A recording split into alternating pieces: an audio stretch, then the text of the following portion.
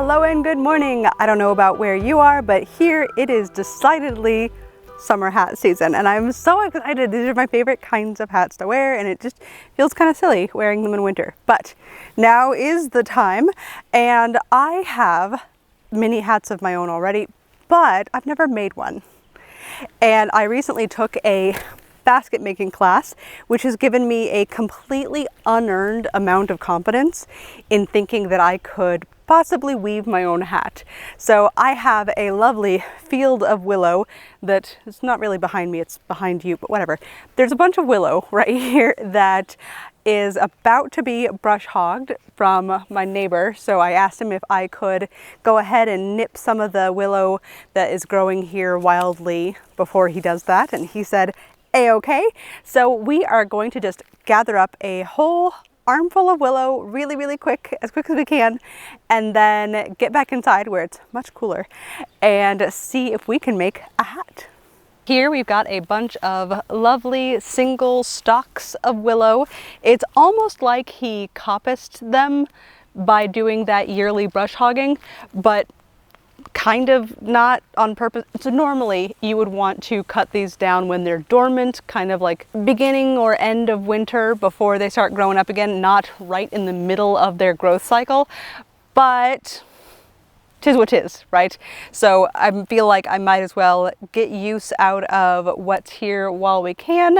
But it is kind of neat because you can see down below that there's these kind of bigger growths where each of the new shoots puts out a bunch of new branches each year.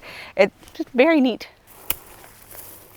But we are going to try and trim down as low as we can so that we get one nice long set of stalks. Now that I've got my lovely big old bundle of willow, we are going to start processing this. So step one is going to be to remove all the leaves, which is super easy. You just take one, hold it kind of near the top and run your finger down and all the leaves stay in your hand. And then there's still some leaves left on the top here, which you can, we're not going to worry about that too much, but we got most of the leaves off, which is the goal. And then I think we're going to head on inside where we'll get the bark taken off too. And now that we are mostly leafless, let's go ahead and take off the bark. This is not at all necessary and not something I've done before, but my understanding is that that'll make it a little bit lighter, which is exciting. And all I've got to do, is put the willow stick in question between two hard objects. I say that because I've seen several different versions. I've seen specially made like metal versions, but I'm just using a pair of pencils and let's see if this works. I'm just going to kind of hold them together really tautly, kind of rub them across this. Did that do anything? I mean, maybe, yeah. No, that is maybe not perfect, but it's not the worst. I am able to peel off several bits.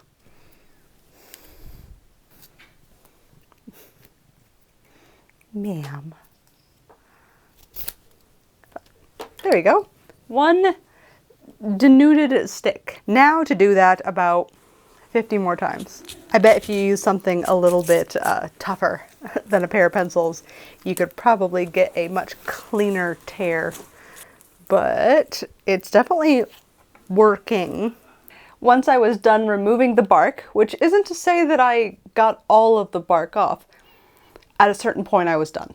But I did get most of them done, and I feel like it'll be maybe kind of fun to have some contrast pieces in there with the bark still attached.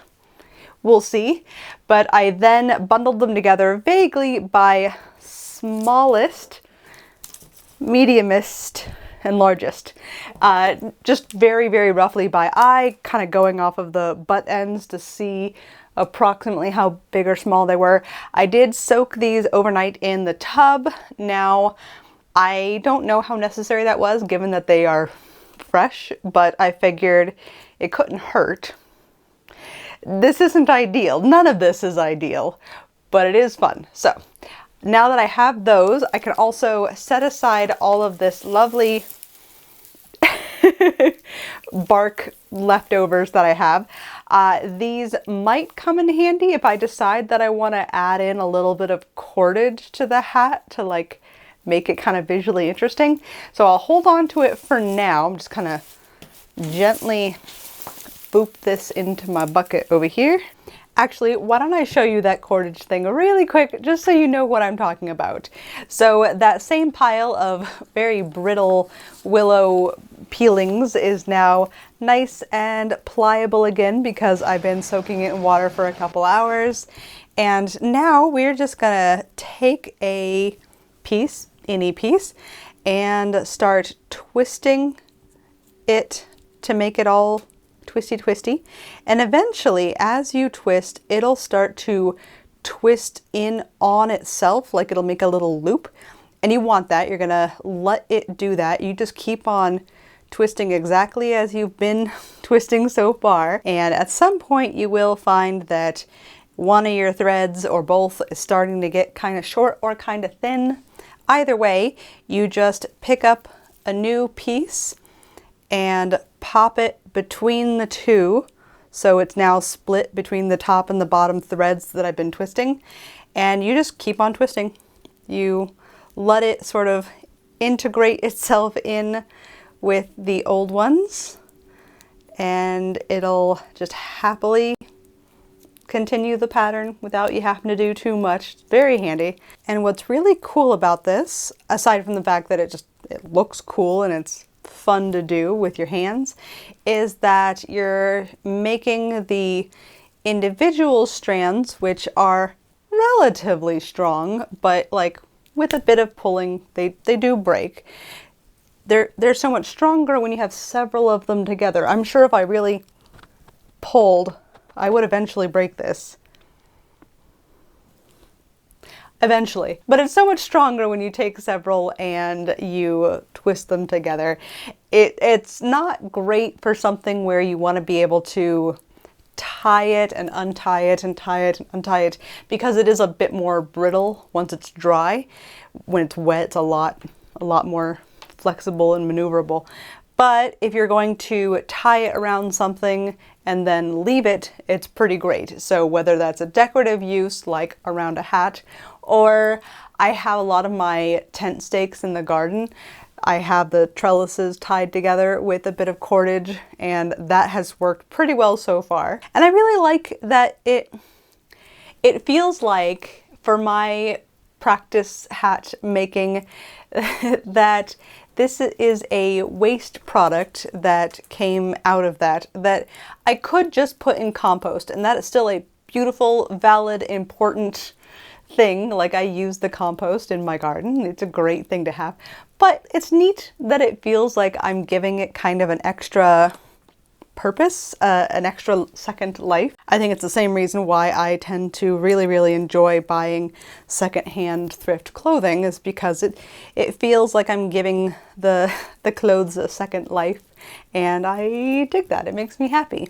I have a ton of thrifted clothes thanks to the sponsor of today's video, ThredUp. ThredUp is a massive online thrift store where you can do your secondhand shopping a lot more conveniently, and I love that you can specifically search for fiber content that you're interested in. I've been very slowly over the years converting my wardrobe into all natural fibers, especially linen. I love me some linen, and I have already several white linen shirts, but I wanted to branch out into stuff that's a little bit more colorful, like the yellow shirt I was wearing the other day in that very Snow White-esque kind of outfit, and this blue linen shirt. And it's so much more affordable doing it via ThredUp, because this was estimated at $127 and I got it on ThredUp for $30.99. These red pants are also linen and were estimated at $96. I got them for $21.99, and they came with a little matching tie-on belt. Anytime a dress or a pair of pants comes with a matching belt type accessory, you can now detach that and have just a super coordinated, like matchy-matchy look that I really, really dig. I got a couple linen pants this time, as well as a set of black linen overalls that I'm excited about. I love overalls. They're the most dress-like garment of the pants world, in my opinion. I like overalls. They're very good pants. You can thrift more and waste less by shopping online with ThredUp, and you can use my code Morgan to get 35% off your first order, as well as free shipping. I'll put a handy link down in the description. I hope you find just what you're looking for from ThredUp. They're a lovely, lovely place to do all your secondhand shopping. But as to the cordage situation that I am still doing, I haven't gotten very far, but let's say that you're done. What you're gonna do with your cordage at that point is either use it right away for its intended purpose, or if you're not gonna use it right away, I recommend rolling it up like so into a little tidy bundle, and then setting it somewhere to dry nice and tidy like this. And when you're ready to use it again, put it back into water to let it soak up and get pliable again, and then use it for its intended purpose. I will keep working on this for right now, and you guys can go back to seeing what I'm up to in hat making land. Good enough. For our next step, I think I just need the big ones at first, so we'll keep these here and we will set these back into the tub to keep them in a nice humid environment.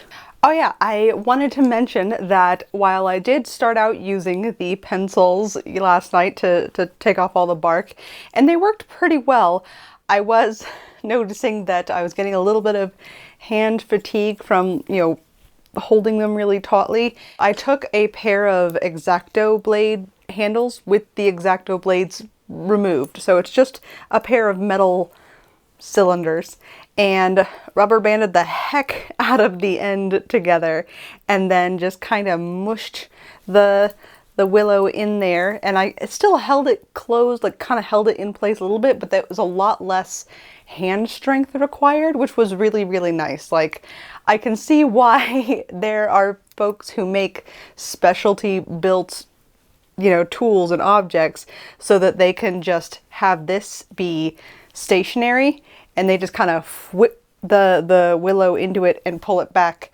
and there's a lot less, strength involved. So to get started on our hat situation, we're basically making a basket for the head, a head-shaped basket. I haven't seen a lot of examples online of willow hats, which tells me that there's probably a reason that it's not done, and that's okay. We're gonna find out. My guess is that it's because it's probably very inflexible. A basket tends to be a very sturdy kind of object, and hats tend to be at least a little bit malleable. But yeah, so I learned how to make this style of basket. I think it's called a rib style, where you have kind of ribs running down the body of the basket, and you build it from the rim, this part right here, down. Whereas a kind of regular style basket is, I think, if I understand this correctly, built from the bottom up. So you can kind of see on the bottom here, we've got a nice flat bottom, and it starts out with these pieces that are sort of crisscrossed together, and those become the spokes that then get woven up into the rest of the basket. So I think that, honestly, I sat here just staring at this earlier this morning going, this is a pretty good example / like a reminder for myself on, okay, I need to do this part first. Okay. And then we're going to wrap that around. Okay. So I'm just going to keep this handy as my way to keep referencing. Now for the hat I want to make, I do want to make one that is kind of similar to this hat, where you've got the big brim with a relatively small crown. I want to go for the kind of crown that is very flat on top, very short, so and I think a little bit less big around this way. So our first step is going to be to make that initial sort of crisscrossy shape, and I think the pieces I need just need to be kind of right about this big. We need to take some of our sticks and poke a hole into them so that we can thread the other sticks through to get kind of a crissy-crossy sort of situation. They use something called a bodkin, which I thought was very fun because we, for sewing, have bodkins look kind of like this, or they kind of look like giant needles. You use them to thread things like elastic or ribbon through a channel and then cinch it.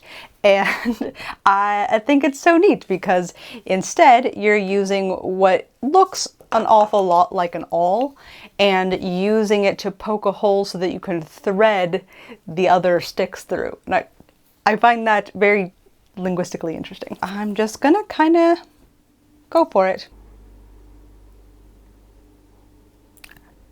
Gosh, that took more force than I thought it would. Now can we thread one of its buddies through without it breaking?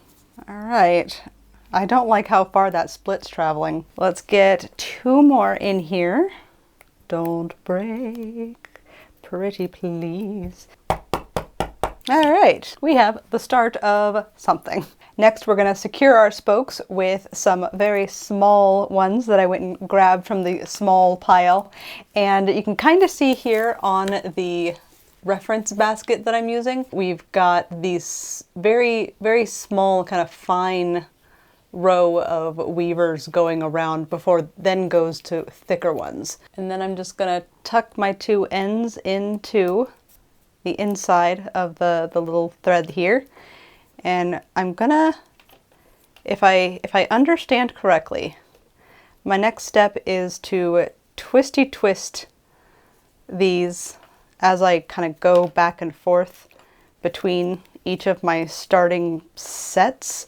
So I'm not going in between each and every one just yet. Yeah, looks like we do kind of one set that goes around everything roughly. Now that we've done 1 full row around, I think next we do want to start trying to split these, which I'm really nervous about just accidentally completely breaking them. Grab this. Oh, I don't need to do a sharp turn, do I? I can do just like a little gentle thing like that, right? Twisty, twisty. I don't know at all if I've been consistent with my twisting. Well, from this point forward, I'm gonna try and make it so that whatever's on top goes towards me and back around. Come on, get in there without breaking. Pretty please. Bottom first, top towards me. Bottom first, top towards me. So if this is my inside, I've got these 2 ending both on the inside of the hat, and then this will be the outside. I really got a bit kidney shaped here. I'm going to ignore these little floopy bits that are in the inside for right now. Bottom first, top towards me. This is going to be an extraordinarily rough first go, but that's okay. This is very much meant to be a practice hat.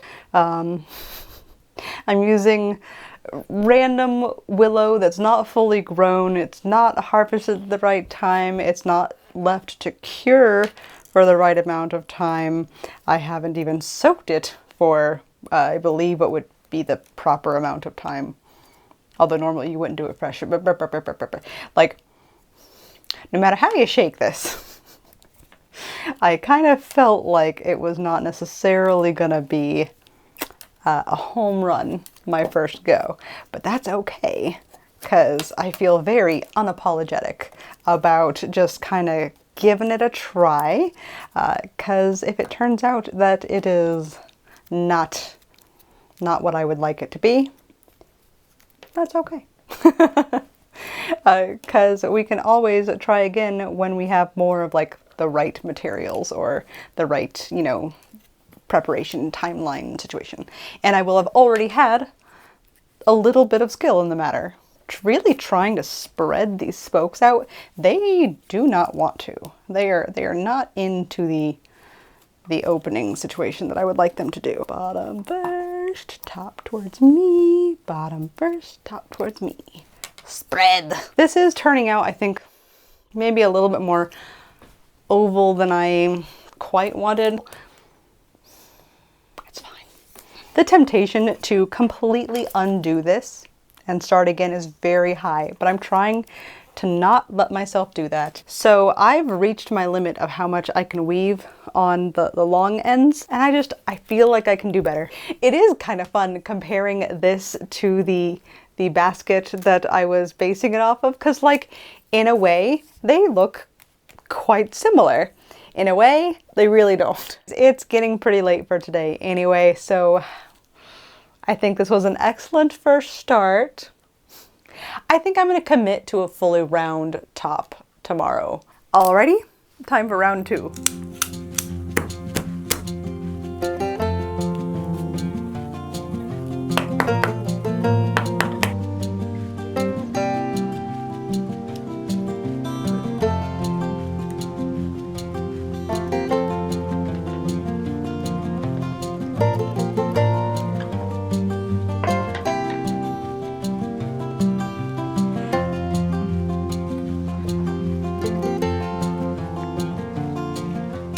I am feeling a lot better about attempt number 2. I am about ready to add in another pair, so I wanted to show you guys how I've been tackling that. For this first one, I'm just going to pop a new one over top of it, but it's still under the spoke, and then I'm just gonna keep weaving up, down, and then you just keep on a weaving, adding in new pieces as you need until you're pretty happy with the general size-ish of what you've got going. I only have a little bit more spokes left to go here.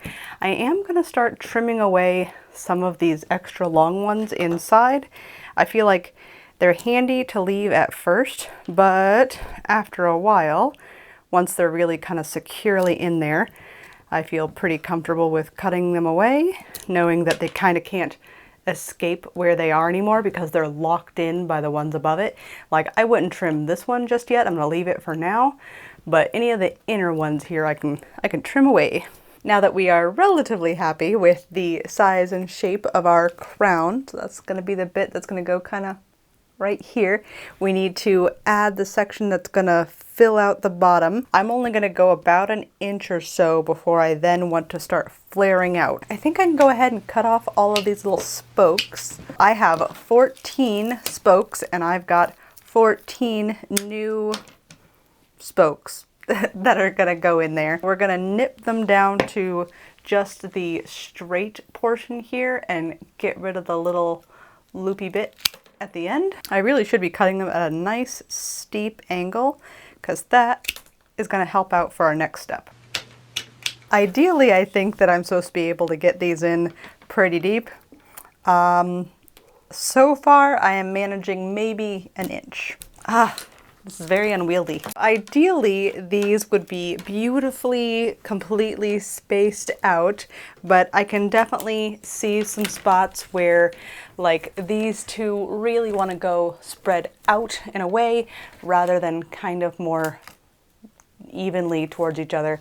But I think that that'll even out in the next step. So I'm going to try and hold it down and kind of gently break it up. The willow I'm using is very uncertain about this process, so I have to be certain for it and just kind of make it do it. Oop, that sounded like a crack. We're gonna keep going. Have you ever tried to dance with an octopus? That's kind of what I feel like right now. I need to tie this with something. Spin that around.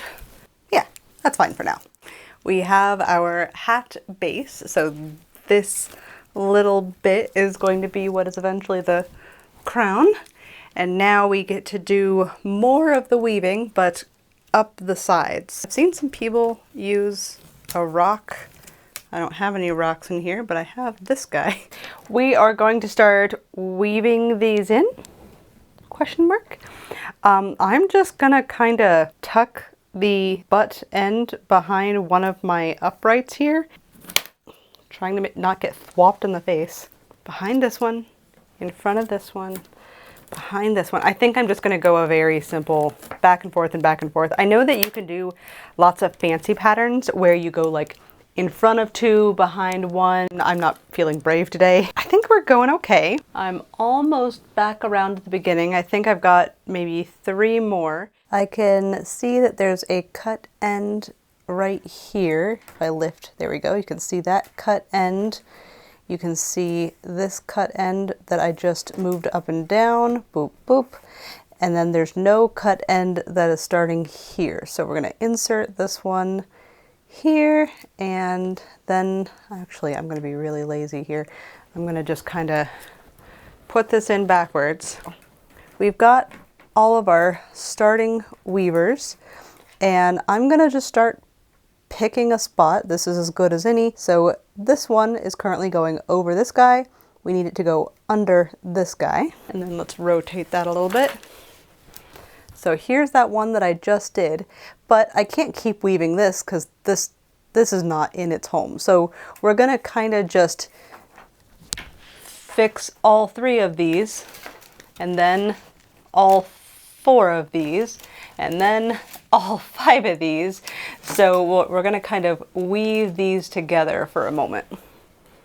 Well, shoot, I'm kind of actually already at that 1-inch height of the crown that I was after. So I can't just keep doing what I was doing. I think I need to have them all catch up so that I'm back at where I was at the beginning, with every single spoke has its own splayed out little buddy weaver.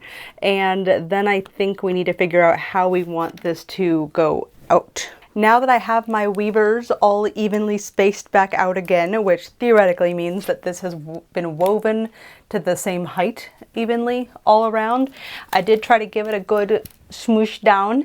There's like a special boop, boop, boop, boop, boop tool that you can use to help kind of mush things really firmly into place. If this is the crown of the hat, then in order to make the brim, I need to take my uprights and untie them and bend them out. I feel like I want to add a little bit of stability to the hat band area. So I'm gonna take a bit of ribbon and just really quickly kind of tie it around the base here, right before where it's gonna be bent outward. This is probably not at all necessary, and I'm being like a little bit of a worrywart for nothing. Gently push in and come on, bend that down and repeat. Flip her over. Oh God, it's so big. I think we just continue weaving. Maybe my band situation was a bad idea because I cannot see what I'm doing. All right, over, under, over, under. I think we are having something vaguely successful happening here. So fingers crossed. I'm gonna keep on weaving, and we'll come back in a few minutes. I have officially used up all of the willow bits that I have gathered so far. I really shouldn't pick this up because it's trying to unravel. But we have something solidly, approximately hat shaped, like so.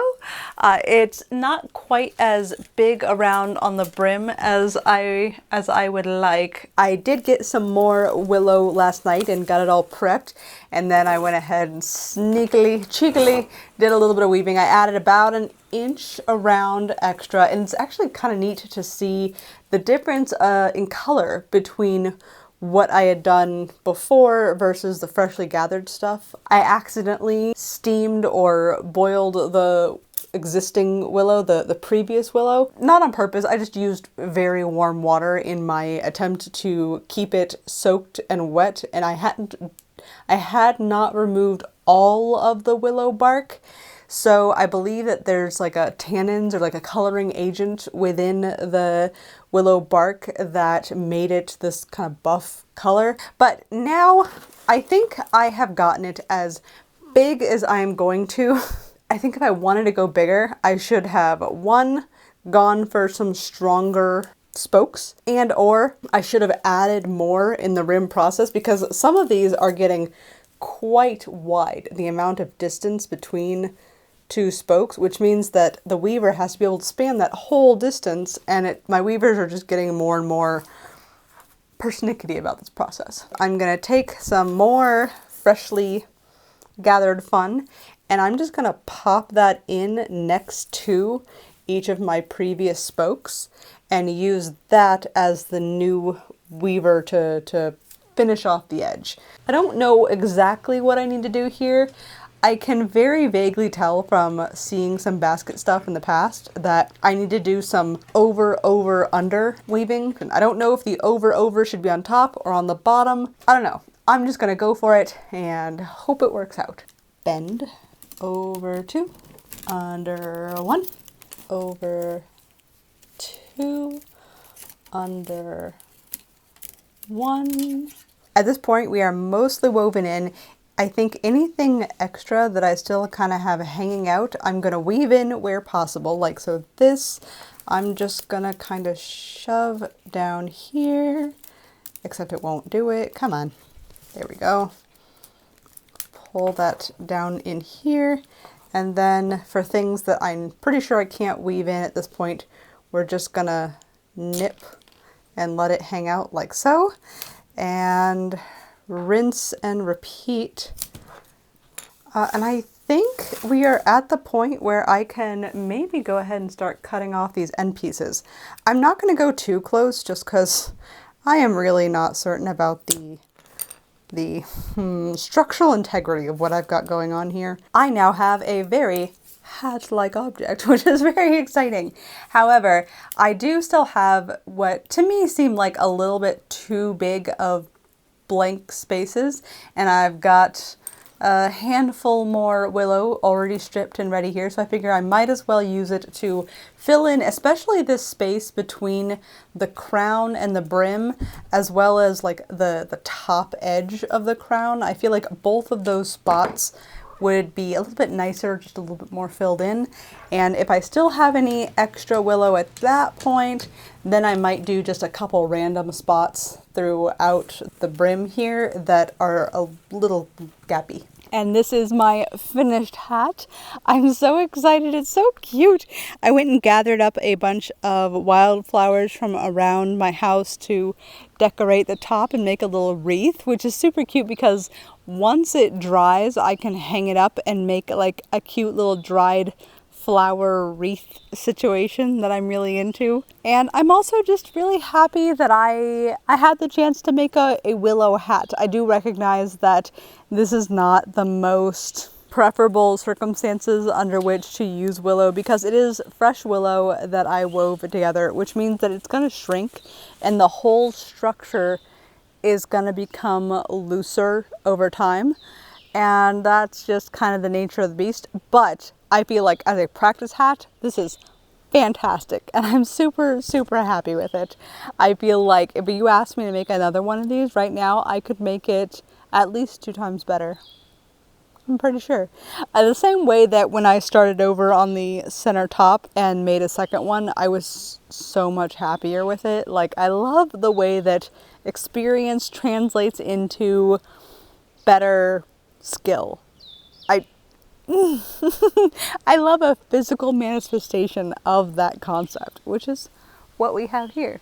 So now, while this is a beautiful hat and super cute with my hair all down and lovely and fun, I admit this is probably not the most practical way to wear it. It is lovely, but if I were to really wear this, it'd look more like this. Because now I have my hair up and I've got a bandana on, which helps give the hat pins up here a little bit more to pin to. And this is just a bit more practical for being outside. Although, if I'm going to be really, really honest about how I would probably wear this, it'd look a little bit more like this because I have a lot of bugs in my area. So if I'm going to be outside for more than a few minutes, I do tend to put on a bug net. Otherwise, I get a lot of lovely bug bites all over my ding dang face. So fun. But this is still cute, right? A hat makes everything better. I hope you guys had a lot of fun watching me attempt to make a lovely willow hat, and I hope that you have fun checking out what's in your own yard. I will see you guys next time. Oh, don't forget to check out ThredUp and get that 35% off your first order with free shipping. Bye.